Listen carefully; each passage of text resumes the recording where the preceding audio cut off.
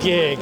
Gig. Gig. Pleasure to meet you. Martin, hey, congratulations for being here. 100th year of ACLU SoCal. How does it feel for you being here tonight?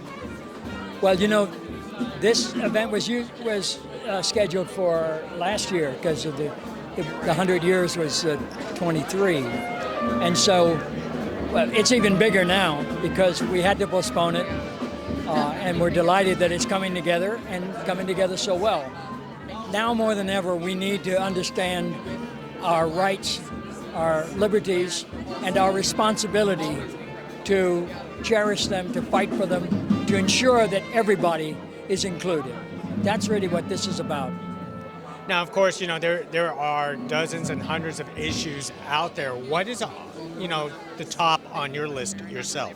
Frankly, you cannot separate any one issue from another.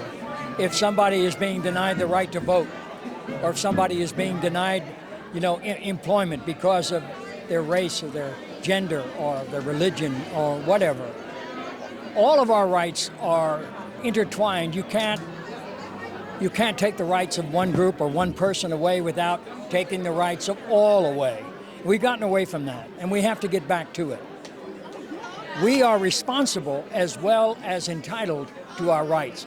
They are not given by the gracious hand of any state.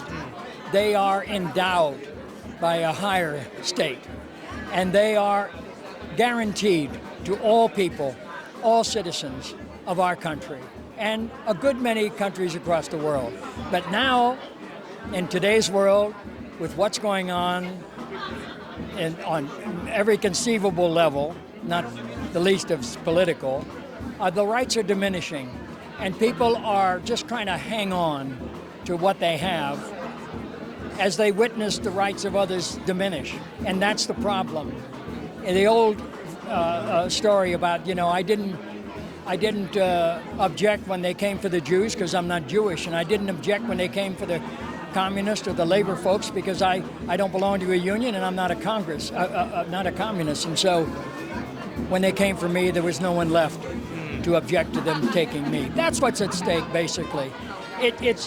We're all for one and one for all. That's very important, I think, to understand. You know, the framers of the Constitution did not include the Bill of Rights. Yeah. When they left Philadelphia and they went back to their, communities, they were made to read the Constitution, and people began to say, wait a minute, what about the right to free speech, the right to religion, the right to assembly? Oh, yeah. Oh, gosh, we didn't think so. They had to rush back. The Bill of Rights was added by the people who forced their representatives to make it law. It's not an accident.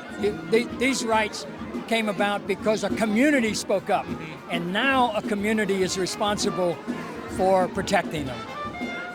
Well said, and I also know that you have came to many ACLU SoCal functions over the years. This local chapter is very important to you. It is very, yeah.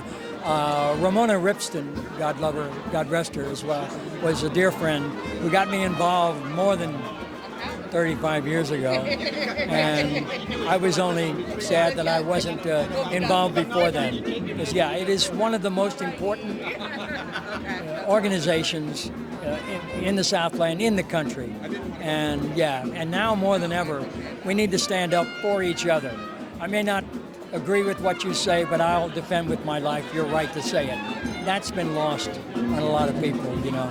So going again to what came to be the Bill of Rights came from the community, not the politicians. Yeah, they didn't have a clue. These were very, men primarily, and landowners and the elitists, you know, and they forgot about the communities that they represent. And the community said, go back there and assure us of our rights. And that's why they did. And that's why we're still going strong today. Well said, Martin. Thank you very much. Thank you. Really appreciate it. Thank you very much. Thank you for coming. Thank you.